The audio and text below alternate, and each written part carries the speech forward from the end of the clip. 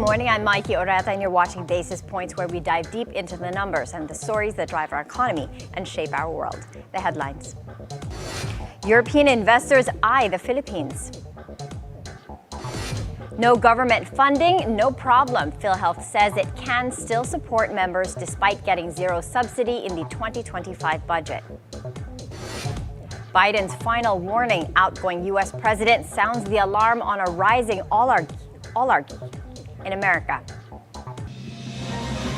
First, let's take a look at how the financial markets performed overnight. On Wall Street, stocks pulled back Thursday, cooling off after a strong rally in the previous session. Investors are watching corporate earnings and economic data closely to gauge the timing of the Federal Reserve's rate cuts. A softer inflation report helped ease fears of price pressures, while strong bank earnings boosted confidence, helping the major indexes lock in their biggest single-day gains since November 6th. So if we think about the data that actually drove the market since 2025 began, there were a lot of inflation data. So last week we had data that surprised to the upside. There was a big reaction by markets selling off. This week we had CPI coming in lower than expected. Everyone got excited, and Dow had its best day since the election. So there's a lot of moving around here and not being able to find a direction. The S&P 500 dipped 0.2%, while the Nasdaq fell 0.9%, and the Dow Jones Industrial Average slipped 0.2%. Now, over in Europe, markets closed higher. The FTSE 100 over in London up 1%, Germany's DAX up by 0.4%, and France's CAC 40 up sharply, up by 2.1%. Now, investors are still digesting earnings and economic data, with market moves reflecting expectations for the Federal Reserve's rate cuts. Now, more European investors are setting their sights on the Philippines, drawn by the government's ambitious economic reforms and the country's strong GDP growth this year. Sujin Kim has the details. The Philippines is attracting more European investors as economic reforms spark optimism for a 6.1% GDP growth in 2025. The Nordic Chamber cites the Marcos administration's 8-point economic recovery agenda as the foundation of the country's continued growth. We believe that the Philippines offers tremendous opportunities. The Marcos administration published a 8-point economic recovery agenda. What we're seeing as a result is a growing GDP, a growing middle class, and an increasing interest in the Philippines as a place of investment. We're all here at the right time, at the right place. The EU identifies the Philippines as a crucial partner in the Indo-Pacific region. While the EU is the Philippines' fourth largest trading partner, accounting for 11% of exports and 6% of imports, officials admit that trade volumes have yet to reach their full potential. EU Ambassador to the Philippines, Massimo Santoro, remains confident that momentum will continue for the free trade agreement negotiations, which reopened in October 2024 with the second round set for February. Through the FTA, we aim at facilitating not only merchandise trade, but also trade in services, and to create more incentives for investment. We believe that a free trade agreement can serve as a catalyst for economic growth, benefiting businesses, workers, and consumers. The private sector also expresses optimism about the Philippines' economic trajectory. We are confident that the pickup in consumption and investments that we saw in the second half of last year can be sustained, mainly because the drivers of private sector demand remain very much intact. We're optimistic on the growth trends. The inflation shocks, we think, are largely behind us. The Philippine economy is expected to grow by 6.1% for 2025, driven by domestic consumption and investments. We have also seen key economic reforms and liberalization efforts that aim to improve the business environment in the country that are starting to bear fruit. Reforms such as the Create More Act, simplified IPO processes, and the removal of the minimum broker's fee are already showing impact. The administration is creating a favorable business climate for investments to thrive. Now is the best time to invest in the Philippines. Now is the best time to do business in Southeast Asia's economic superstar. However, challenges remain. including exchange rate volatility and lagging fixed capital investments. Sujin Kim, Bilyonaryo News Channel. The Philippine economy is expected to expand by 6.3% in 2025, according to Emilio Neri Jr., the lead economist at Bank of the Philippine Islands. Neri cites strong household spending and the boost from the midterm elections as the key drivers of growth. If this projection holds, it could outpace 2024's economic growth.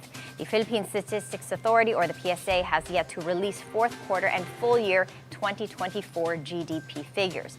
But as of the third quarter, the economy grew by 5.2%, fueled by expansion in wholesale and retail trade, financial services, and construction. Now, in a nutshell, this means that the Philippines could see stronger economic momentum in 2025, helping businesses grow, creating more jobs, and boosting investor confidence. Now, good news for the Philippine financial sector. Total resources climbed nearly 9%, reaching 33 trillion pesos as of end November. The latest data from the Bangko Sentral ng Pilipinas shows this surpasses the 30.4 trillion pesos recorded in the same period of 2023. Now, month-on-month, total resources grew by almost 1% from 32.8 trillion in October. John Paulo Rivera, Senior Research Fellow at the Philippine Institute for Development Studies, attributes this growth to the resilience and expansion of banks and non-bank financial institutions. Now, this reflects a stronger financial sector, signaling greater lending capacity, business growth, and a healthier economy moving into 2025.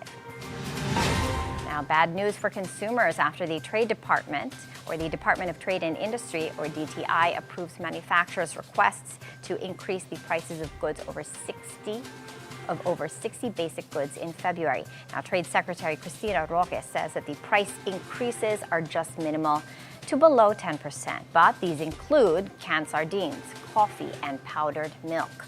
Roque attributes the price adjustments to the increasing costs of raw materials and labor. On another front, Bilyonaryo Jaime Augusto Zobel de Ayala underscores the importance of inclusive growth in today's global economy.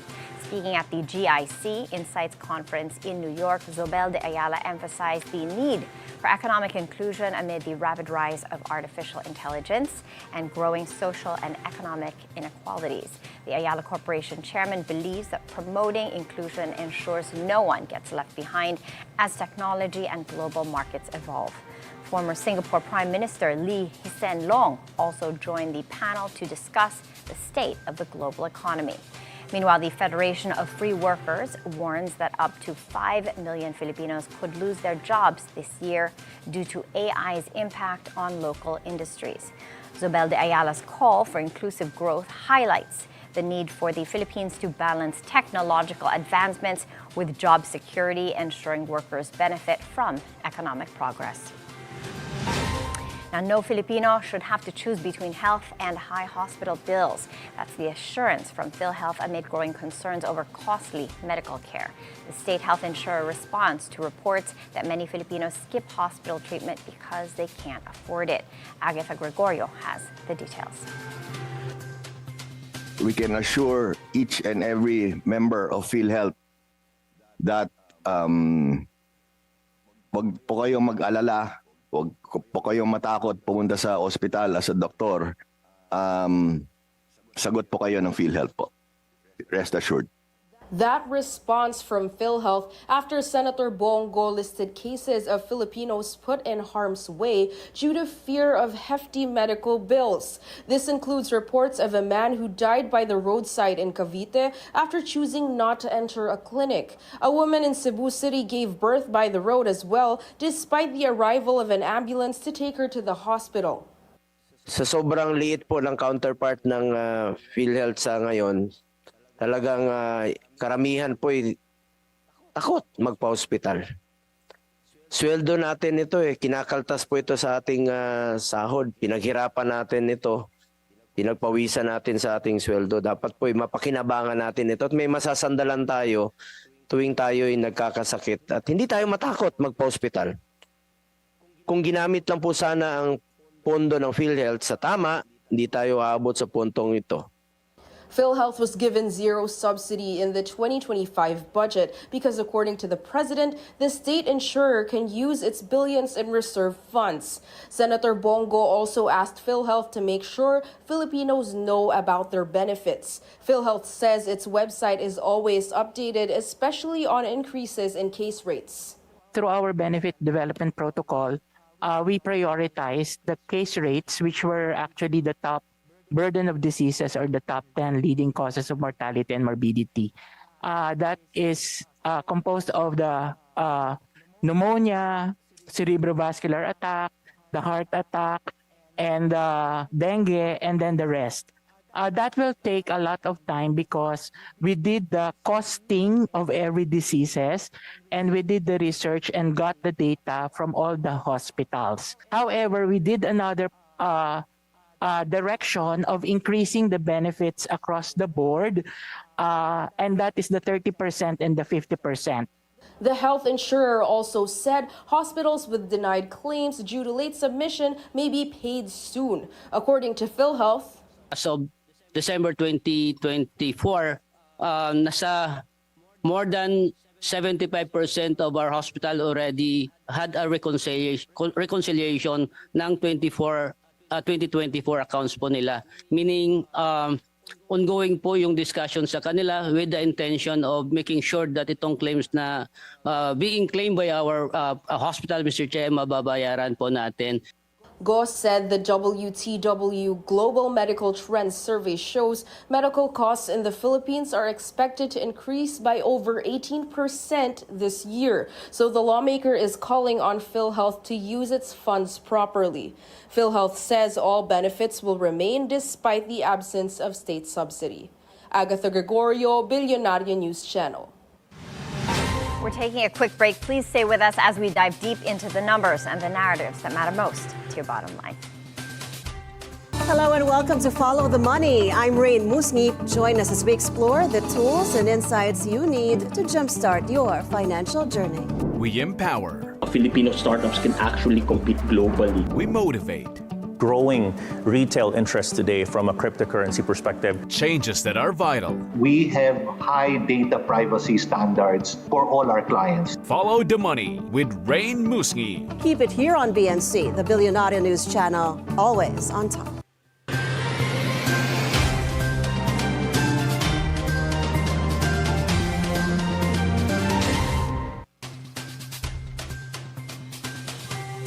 Trading at the Philippine Stock Exchange opened just a few minutes ago. Let's take a look at the initial figures. As of 9:45 this morning on the PSE's Edge website, the main gauge is up by 1% to 63.29, back at the 6,300 level. Recall yesterday that the PSEI lost momentum in the final minutes of trading as investors turned cautious. The PSE ended yesterday's session lower by 1% to 62.66, below the 6,300 level. We're back there right now.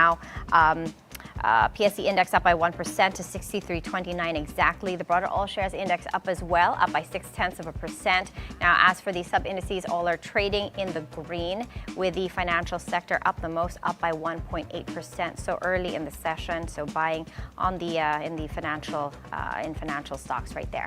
Now, over at the foreign exchange market, the peso opened stronger against the greenback compared to its previous close of 58.61. Open today was at 58.55. Now, in today's episode, we take a closer look at the Philippine bond market amid expected interest rate cuts both here and in the U.S. How will monetary policy shifts impact investors, yields, and the overall market sentiment? Joining us to break it all down is Dino Aquino, Vice President and Head of Fixed Income at Security Bank Trust and Asset Management. Good morning, Dino. Thank you for being here with us. Or should I call you Mr. Bond? No, I'm just kidding. I don't have an Aston Martin, so yeah. Okay, let's get straight to it. 2024 was an unusual year for the bond market. That was on account of policy cuts both here and in the U.S. The Fed cut rates by 100 basis points, and here in the Philippines, we cut basis points by 75. Yet interest rates in the secondary market went up when they should have gone down, as with the interest rates. Why did it go the other way? Unusual is the exact word that you were mentioning. To to show how unusual it is, actually, it's the first time it happened in more than 40 years. The last time it happened was in 1981 during the Volcker rule. I was born then, but maybe I was in my mom's crib, so I don't really particularly remember what happened. But it has a lot to do with the recent US elections, where the red sweep, of course, as we all know, Donald Trump is the new president of the United States. He will be inducted on January 20. It's all about market expectations. Since the Fed reduced rates in September by 50 basis points, they kicked off the party basically by 50 basis points. Since then, the secondary market yields actually were higher by more than 100 basis points. It's partly because of the uncertainties with the upcoming administration and with Trump's. He's well, what do you call this? He's on X. So he's basically tweeting a lot of these things with regards to he will tariff everyone. Basically tariff here, tariff there. He also wants to, I think, buy Canada, buy Greenland. So all those things that he's saying. So much uncertainty. Yeah, and that's being reflected in the bond market. Yeah, that's being reflected in the bond market. And partly, of course, the most recent Fed meeting, where they cut rates by 25 basis points, they reduced their dot plots. Their dot plots is usually the guidance for the following year. In their last meeting prior to December, they were forecasting 4 rate cuts in 2025. In their last meeting in December, they reduced it to 2. Right, getting leaner. It's getting leaner. It's getting leaner. And 2025 now, what are your forecasts for interest rates by both the Fed and by both the U.S.? The Fed, they said they're gonna do it. They're still in an easing cycle, but it's not going to be as hefty. They're going to be leaner. So how are we going to have to recalibrate our monetary policy on account of what's going to be happening over in the U.S.? The tendency of the secondary market, or at least the fund managers, the traders in general, is they tend to overshoot the expectations. So, for example, if the Feds mentioned that they will cut by 50 basis points, right now the general expectations is 0 to 25. So they tend to overshoot it. Just in the being more cautious. Yeah, being more cautious. Last year, coming into 2024, when the Fed's guidance was 4 cuts, the market also overshot it by saying there will be 7 cuts. But so if there's a surprise, it's a surprise to the upside. So for me, if in terms of a balance of risk, I think it's going to be a good surprise for this year. The market is very much hawkish. It's very much bearish in terms of bonds. They really don't like bonds right now. In fact, there are all talks that the US 10-year will reach 5%. And if you look at our current environment, our current bond market yields, the yield right now is actually higher than the average yield throughout 2024. And even if they do get into bonds, the inclination is towards the shorter term. Yes, so the government bonds are looking more attractive, so they don't have to hold it to maturity like the corporate bonds, because it's just reflecting all the uncertainty. Yes, there's this term in the US, they call it T-bills and chill, and it's been the theme for the past 2 years, given how high short-term rates are. Even locally, if you buy, say, a 1-year bill, it's close to 6%. If you net it out, it's around 4.8. And if you look at the average inflation last year, it's 3.2. So technically, if you own it, you're beating inflation by just owning a very, very conservative paper.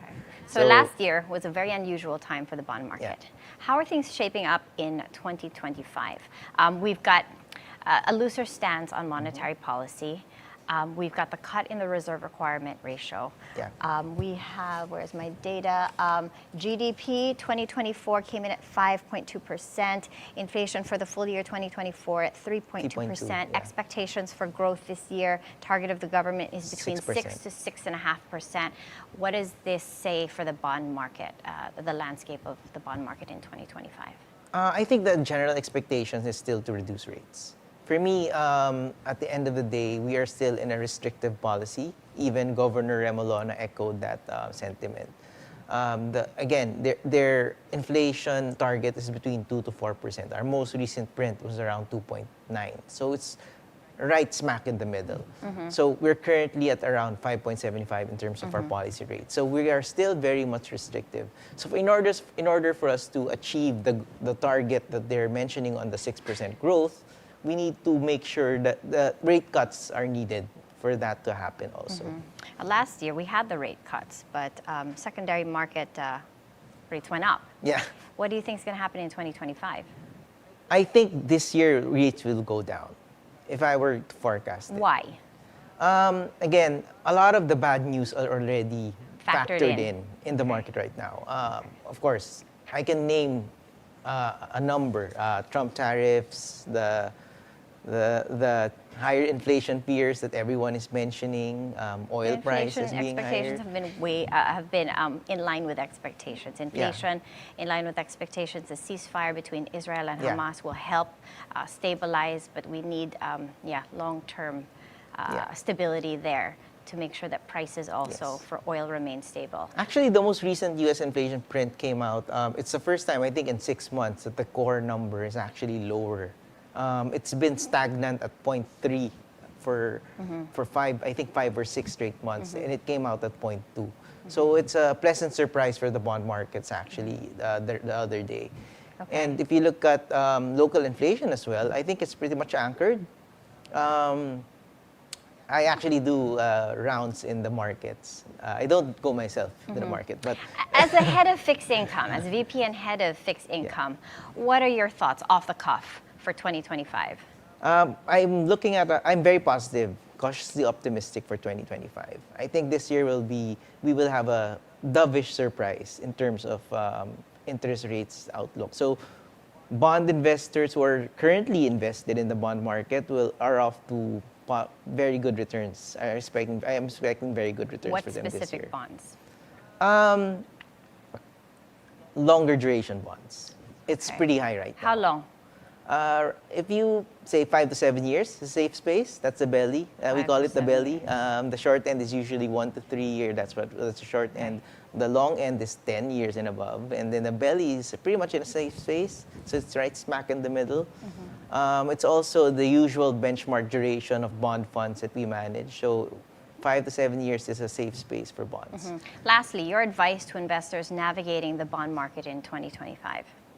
Stay Amid invested. The changing economic environment, all the uncertainties stemming from the U.S., stay invested. Stay invested. T-bills and chill, and stay local invested. bond funds. There's this. I always believe that time in the market is more important than timing the market. If you stay invested, like for example, I can give something specific, like for the past 10 years. At least speaking from our fund, the Peso Bond Fund, the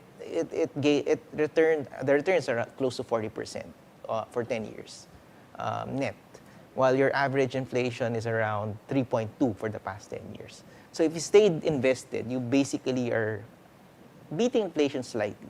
But if you didn't invest and you just keep on timing it, you might end up losing some money because you try to time it. Okay. Leave the timing before to I me. let you go, what are your thoughts on GDP and inflation for 2025? Everybody just wants to, you'd like to beat inflation and more. Yeah, that's the primary goal. What are your forecasts for inflation and GDP, just to give people a picture of the numbers that they need to beat? GDP, as long as we hit 6, I think is really good. That would probably boost the rumors that we could be upgraded. Election spending will be a big factor. I think it's starting to kick in the first quarter already, and that would actually be a boost. So that would boost the GDP up to 6%. Okay. Inflation, I think it will stay within the target of the BSP.